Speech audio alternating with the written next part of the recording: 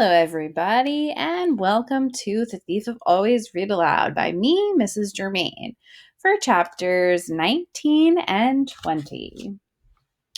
Chapter 19, Dust to Dust.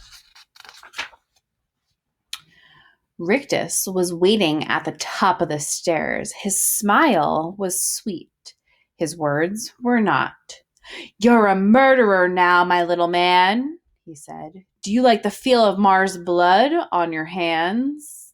"He didn't kill her," Mrs. Griffin said. "She was never alive. None of you are." "What are we, then?" said Rictus. "Illusions," Harvey said, ushering Mrs. Griffin and her cat past Rictus to the front door. "It's all illusions." Rictus followed him, giggling insanely. "What's so funny?" Harvey said, opening the door to let Mrs. Griffin out into the sun. "You are," Rictus replied. "You think you know everything, but you don't. You don't know Mr. Hood." "I will in a little while," said Harvey. "Go and get warm," he told Mrs. Griffin. "I'll be back." "Be careful, child," she said. "I will," I told her, then closed the door. "You're a strange one," Rictus said, his smile fading a little. His face, when his teeth no longer dazzled, was like a mask made of dough, 2 thumb holes for eyes and a blob for a nose. "I could suck out your brains through your ears," he said, all the music gone from his voice. "Maybe you could," said Harvey, "but you're not going to." "How do you know?" "Because I've got an appointment with your master." He started toward the bottom of the stairs. But before he reached it, a dark figure flitted in front of him. It was Jive, and he was carrying a plate of apple pie and ice cream. "It's a long climb," he said. "Put something in your stomach first." Harvey looked down at the plate. The pie was golden brown and dusted with sugar, the ice cream melting in sweet white pool. It certainly looked tempting. "Go on," said Jive. "You deserve a treat." "No thanks," Harvey told him. "Why not?" Jive wanted to know, turning full circle on his heel. "It's lighter than I am." "But I know what it's made of," Harvey said. "Apples and cinnamon and no," Harvey said. "I know what it's really made of." He looked back at the pie, and for a moment it seemed he glimpsed the truth of the thing. The gray dust and ashes from which this illusion was made. "You think it's poisoned?" Jive said. "Is that it?" "Maybe," Harvey replied, still staring at the pie. "Well, it's not," Jive said, "and I'll prove it." Harvey heard Rictus make a warning sound behind him, but Jive didn't catch it. He plunged his fingers into the pie and ice cream and delivered them to his mouth in one swift motion. As he closed his mouth, Rictus said, "Don't swallow it!" Again, too late. The food went down in one gulp. An instant later, Jive dropped the plate and began to slam his fist against his stomach as if to bully the food up again. But instead of half-chewed pie, a cloud of dust issued between his teeth. Then another. Then another. Half blinded, Jive snatched at Harvey's throat. "What have you done?" he coughed. Harvey had no difficulty shaking himself free. "It's all dust," he said. "Dirt and dust and ashes.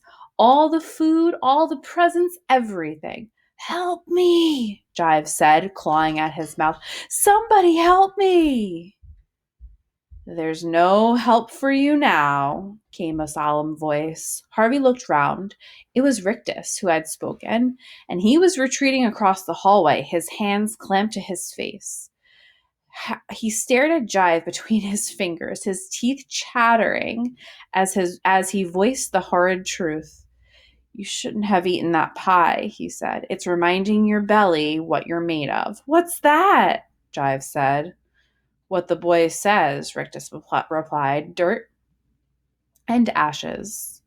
Jive threw back his head, howling, "No!" at this. But even as he opened his mouth to deny, the truth came pouring forth. Dry streams of dust that ran from his gullet and flowed over his fingers. It was like a fatal message being passed from one part of his body to another. Touched by the dust on his fingers, began to crumble in their turn, and as they dropped, spread the same whisper of decay to his thighs and knees and feet. He started to drop to the ground, but with a final swing of himself around, he grabbed hold of the banister. "Save me!" he yelled up the stairs. "Mr. Hood, can you hear me? Please, please save me!" His legs crumbled beneath him now, but he refused to give up. He started to haul himself up the stairs, still yelling for Mr. Hood to heal him. There was no reply from the heights of the house, however, nor any sound now from Rictus. There was only Jive's pleas and wheezings and the hiss of dust as it ran down the stairs from the emptying sack of his body. "What's going on?" Wendell said, appearing from the kitchen with a ketchup smeared around his mouth. He stared at the cloud of dust that hung around the stairs, unable to see the creature at its heart. Harvey was closer to the cloud, however, and was witness to Jive's last terrible moments. The dying creature reached up the stairs with almost a fingerless hand, still hoping, even as its life drifted away, that its creator would come to save it. Then it sank down upon the stairs, and its last pitiful fragments crumbled. "Somebody's been beating the carpets," Wendell said as Jive's dust settled. "Two down," Harvey murmured to himself. "What did you say?" Wendell wanted to know. Before he replied, Harvey glanced around the hallway looking for Rictus. But Hood's third servant had disappeared. "It doesn't matter," Harvey said. "Have you finished eating?" "Yeah." "Was the food good?" Wendell grinned. "Yeah." Harvey shook his head. "What does that mean?" Wendell wanted to know. Harvey was on the verge of saying, "It means you can't help me. It means I have to go up and face Mr. Hood on my own." But what was the use? The house had claimed Wendell entirely.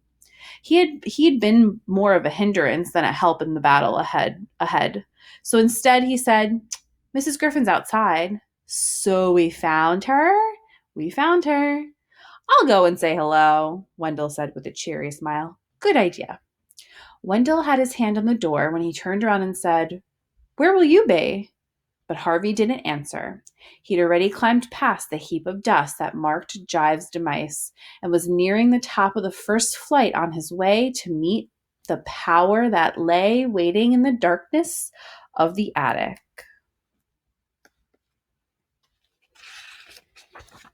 Chapter 20. The Thieves Meet. Glimpsing the dusty truth masquerading as pie and ice cream was one thing, but scratching the veneer of deceits that the house had polished to such perfection was quite another.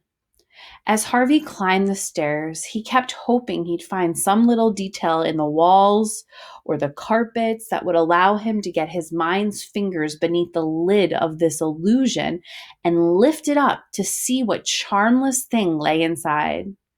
If Mar had been made of stale mud and spittle and Jive of dust, what was the house itself made out of? But it knew business too well. However hard Harvey stared, he could not pierce its lies. It delighted his senses with warmth and color and the sense of summer. It cooed softly in his ear and played its gentle airs against his face. Even when he reached the dark landing at the top of the final flight, the house continued to pretend that this was just another innocent game of hide and seek, like the countless games it had seen played in its shadow. There were 5 doors ahead of him, every one of them ajar a few inches as if to say, "There are no secrets in here, not from a boy who wants the truth. Come and look, come and see if you dare." He dared, but not in the way the house had planned.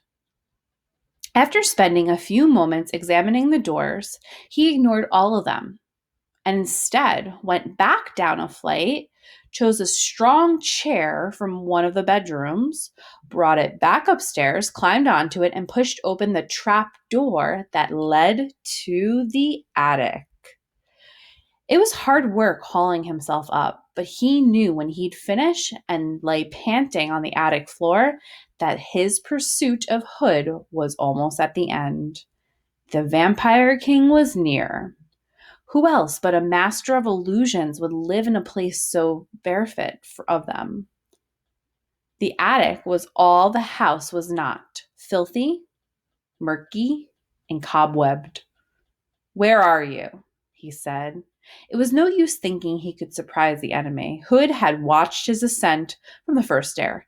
"Come out!" he yelled. "I want to see what a thief looks like." There was no reply at first, and then, from somewhere at the other end of the attic, Harvey heard a low, gurgling growl. Not waiting for his eye to become fully accustomed to the gloom, he started towards the utterance, the boards creaking beneath his feet as he went. Twice he stopped to look up because a noise somewhere in the darkness overhead caught his attention. A trapped bird, was it? Panicking as it flew blindly back and forth, or cockroaches, perhaps, massed on the beams above him? He told himself to put such imaginings out of his head and concentrate on finding Hood. There were enough real reasons to be fearful here without inventing more.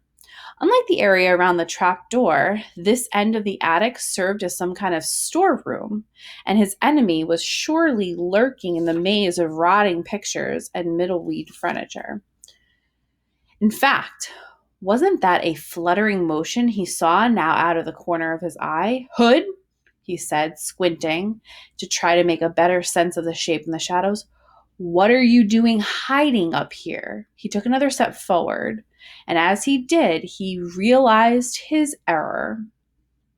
This wasn't the mysterious Mr. Hood.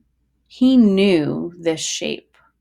Mangled though it was, the half-rotted wings, the tiny black eyes, the teeth, the endless teeth. It was Karna. The creature half rose from its squalid nest, snapping at Harvey as it did so.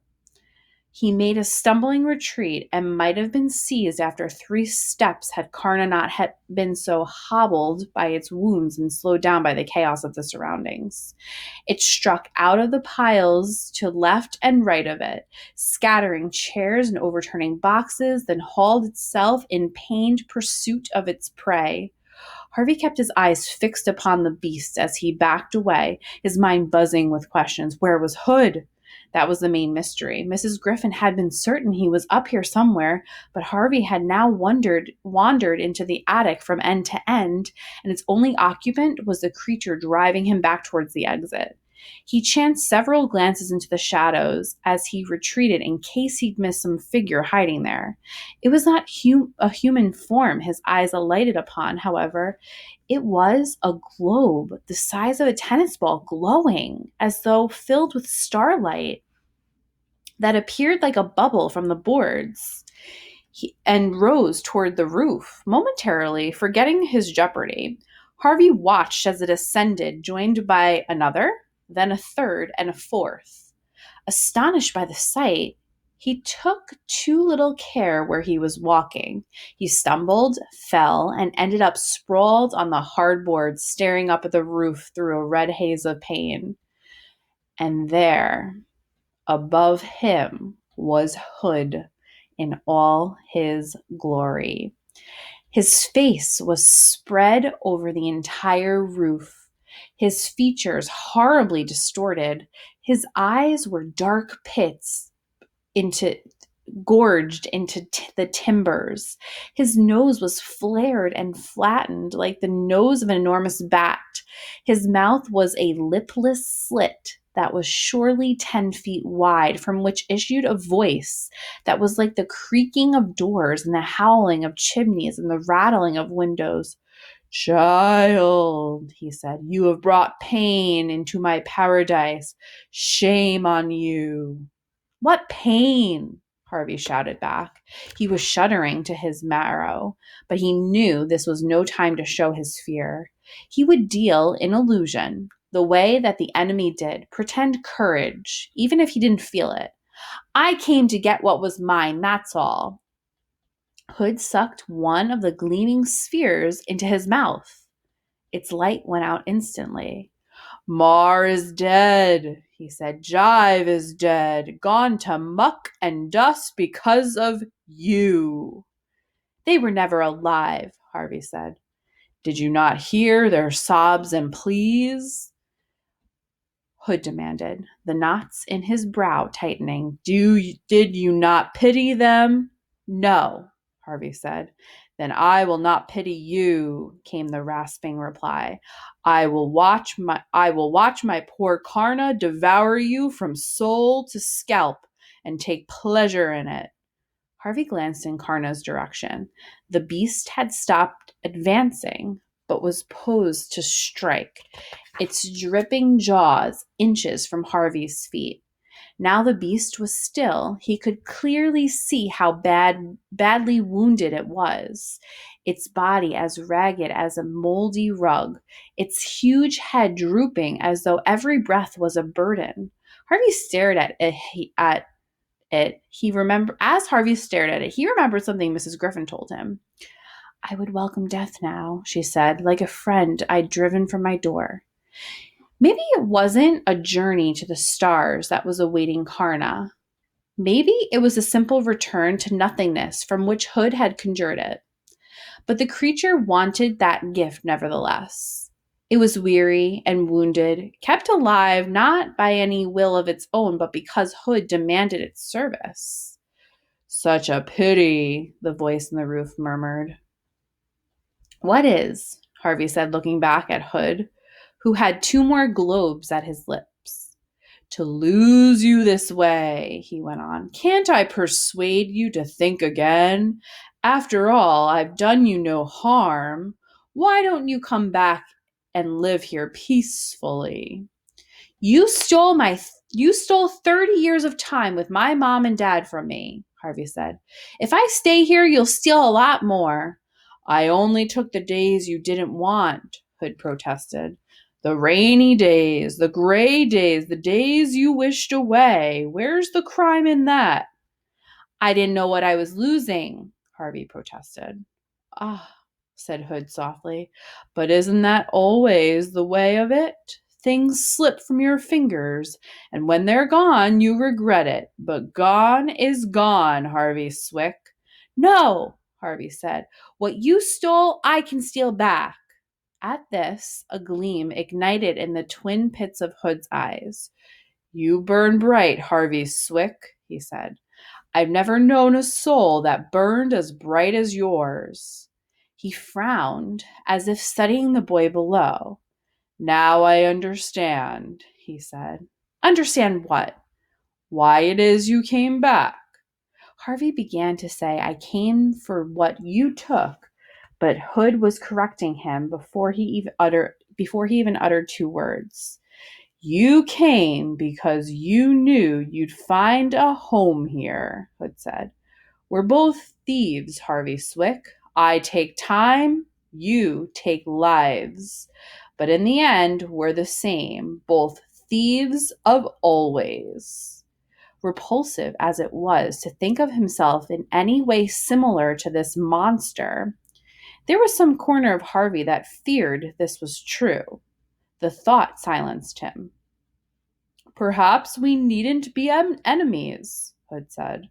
"Perhaps I should take you under my wing, my west wing." He laughed mirthlessly at his own joke. "I can nurture you, help you better understand the dark paths." "So I'll end up feeding on children like you?" Harvey said. "No thanks." "I think you'd like it, Harvey Swick," Hood said. You've got a streak of the vampire in you already. There was no denying this. The very word vampire reminded him of the Halloween flight, of soaring against a harvest moon with his eyes burning red and his teeth sharp as razors. I see you remember, Hood said, catching the flicker of pleasure on Harvey's face. Harvey instantly put a scowl in its place. I don't want to stay here, he said. I just want to get what's mine and leave. Hood sighed. Oh, so sad, he said. So very sad. But if you will have what's yours, have death. Karna? The beast raised its pitiful head. Devour this boy. Before the wretched beast could shift itself, Harvey scrambled to his feet. In the race to the trapdoor, he knew he had little chance of outrunning Karna, but was there perhaps another way of laying the beast low? If he was the thief of always, as Hood had said, perhaps it was time to prove it, not with dust or stolen conjurings, but with the power he had in his own bones. Karna took a threatening step toward him, but instead of retreating, he extended his hand in the creature's direction, as if to pat its decaying head. It hesitated, its expression mellowing into doubt. Devour him, the vampire king growled. The beast lowered its head in expectation of punishment from above, but it was Harvey who laid his hand upon him. A gentle touch that sent a shudder through its body. It raised its snout to press itself against Harvey's palm, and as it did, so let out a long, low moan. There was neither pain in the sound nor complaint. In fact, it was almost a moan of gratitude. That for once it was not met with blows or howls of horror. It turned its eyes up to Harvey's face, and a shudder of pleasure passed through its body. It seemed to know that the motion would prove fatal because the instant after it retreated from its comforter, and as it did, so its shudders multiplied, and its body suddenly flew into 1,000 pieces. Its teeth, which had seemed so fearsome moments before, rolled away into the darkness. Its massive skull shattered, its spine collapsed. In a matter of seconds, it was no more than a heap of bone shards, so dry and so aged, even the most desperate dog would have passed by them. Harvey glanced up at the face on the roof. Hood's expression was one of utter perplexity. His mouth was agape. His eyes were staring from their pits.